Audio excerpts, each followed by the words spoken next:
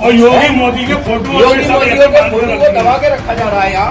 ये योगी की सरकार में इस तरीके का संभल के ये फतेहगढ़ क्षेत्र के गांव का मामला है। सरिया कानून लागू हो चुका है, शायद इस गांव में सरिया कानून लागू हो चुका है और इतना ही बहुत ही गलत बात है। ये बच्चों को मुझे लगता है हिजाबी बांधना सिखाया जा रहा है, आप देख सकते हैं।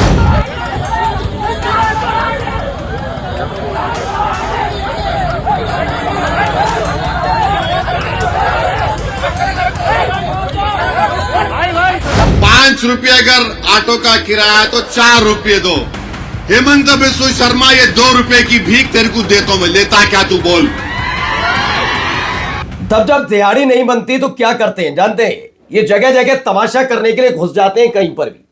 आज आपको मैं कुछ तस्वीरें, एक वीडियो दिखाऊंगा जहां पर दिहाड़ी मजदूरों की तादाद घुसती है कि स्कूल के अंदर। स्कूल इन्हें फर्क नहीं पड़ता बच्चों पर क्या असर पड़ रहा है, बच्चे दहशत में आ रहे, कोई लेना देना नहीं। वो बात अलग है कि जिन स्कूलों में इनके बच्चे पढ़ते हैं वहां पर ऐसे भीड़ घुसकर तमाशा करे और जब बच्चा रोकर इनके घर में बताएगा कि ऐसे ऐसे आज पापा स्कूल में हुआ, तब इनके दिलों में, जहन में जाएगा कि क्या तमाशा करे। खैर, दिहाड़ी मजदूर घुसे, बच्चों को माहौल बनाकर अपने समर्थन में लाने की कोशिश कर रहे थे।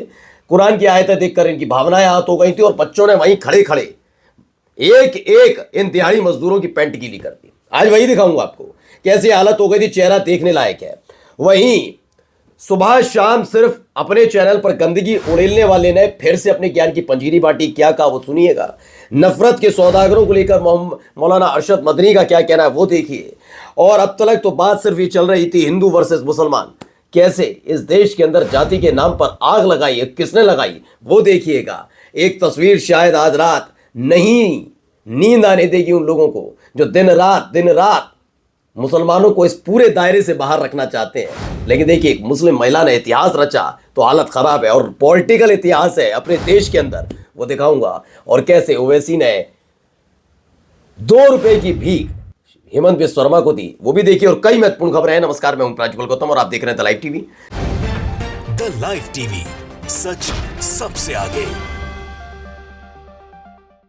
सबसे पहले जरा ये तमाशा देखते चलिए। ये तमाशा एक स्कूल के अंदर, और कैसे छोटे मासूम बच्चों ने पेंट गीली की, इनकी भी जरा वो देखिए। और योगी मोदी के फोटो को दबा के रखा जा रहा है यहाँ। ये योगी की सरकार में इस तरीके का संभल के ये फतेहगढ़ क्षेत्र के गांव का मामला है। सरिया कानून लागू हो चुका है, शायद इस गांव में सरिया कानून लागू हो चुका है और इतना सब शायद बहुत ही गलत बात है। ये बच्चों को मुझे लगता है हिजाबी बांधना मुझे सिखाया लगता जा रहा है, आप देख सकते हैं। हिजाब का पाठ पढ़ा है, हिजाब पहनना चाहिए।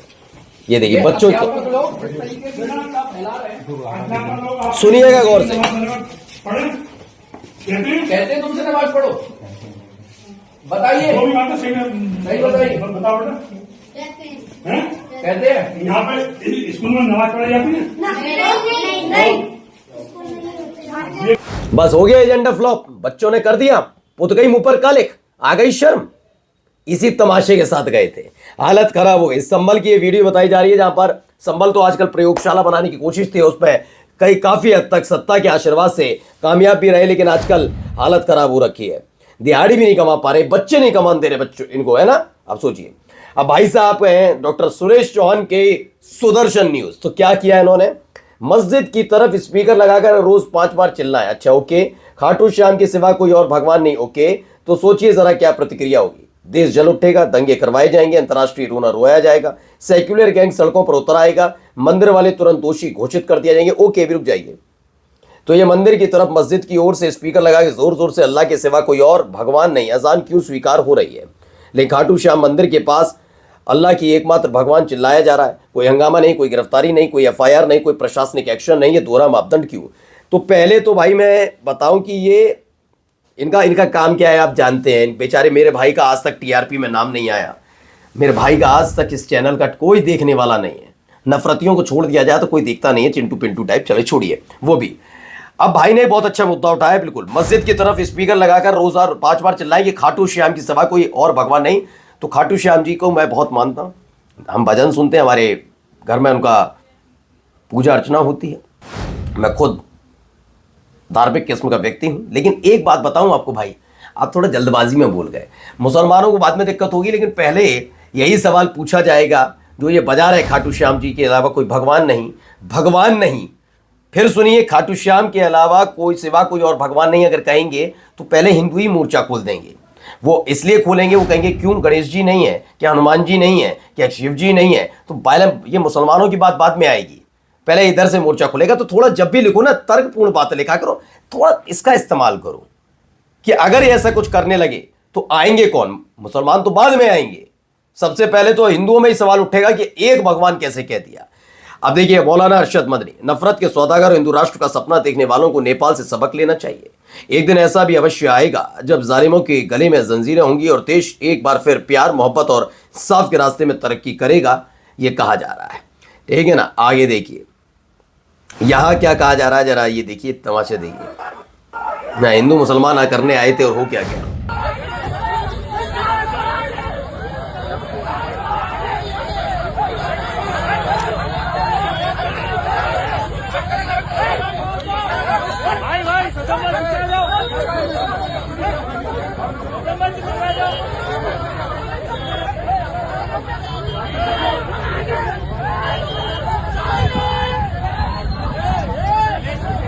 तो हैदराबाद में सामंतियों ने ज्योतिबा की मूर्ति तोड़ने का प्रयास किया, ये एक अलग निकल कर आया। अब देखिए एक तस्वीर जो शायद पसंद ना आए कुछ लोगों को। मालेगांव से इस्लाम पार्टी की नसरीन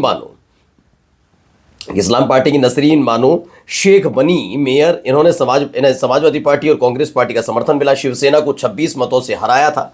तो फिलहाल अब ये मेयर बन चुकी हैं। ये तस्वीर शायद पसंद ना आए। आइए अगला देखिए क्या हुआ। ये आसाम का एक मुख्यमंत्री है, 2 रुपये है किसी के पास? ये 2 रुपये दो, 2 रुपये का कॉइन दलो।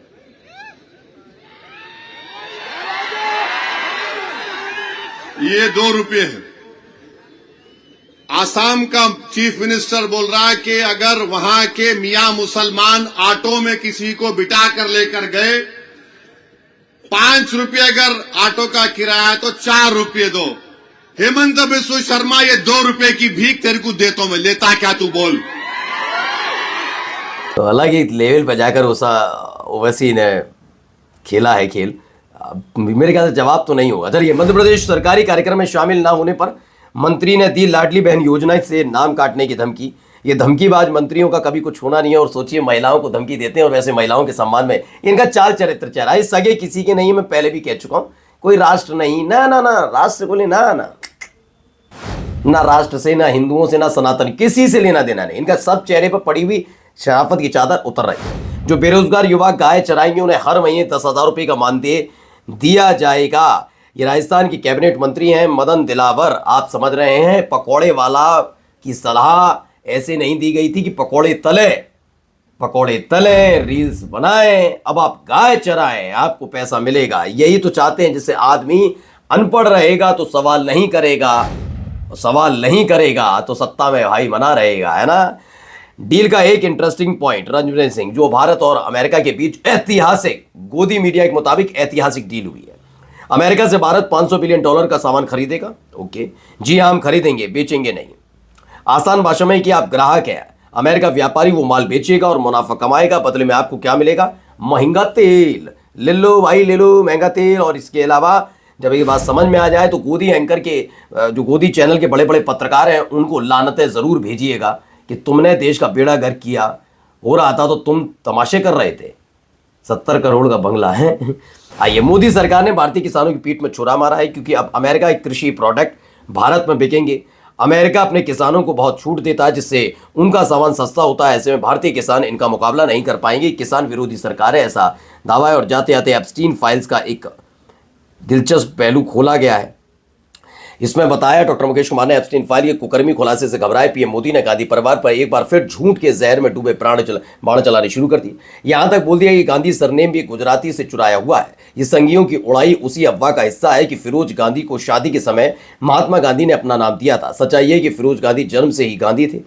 उनके पिता जहांगीर गांधी गुजरात के भरूच के निवासी थे। बाद में पारसी परिवार बंबई चला गया था, जहां फिरोज गांधी का जन्म हुआ। फिरोज गांधी अपने एक निकट रिश्तेदार के घर रहते हुए इलाहाबाद में पढ़ रहे थे, तब वे स्वतंत्रता आंदोलन में कूदे। ये बहुत दिलचस्प पहलू है, इसे समझना चाहिए। जैसे सोनिया गांधी के बारे में गंदगी उड़ाने वाले अपनी माँ के नाम पर दी गई गाली पर छाती पीटते हैं और बंद लगा करवाते हैं। इन इनको इन्हीं के लिहाज से, इन्हीं के तरीके से जवाब देना जरूरी है। नमस्कार। द लाइव टीवी, सच सबसे आगे।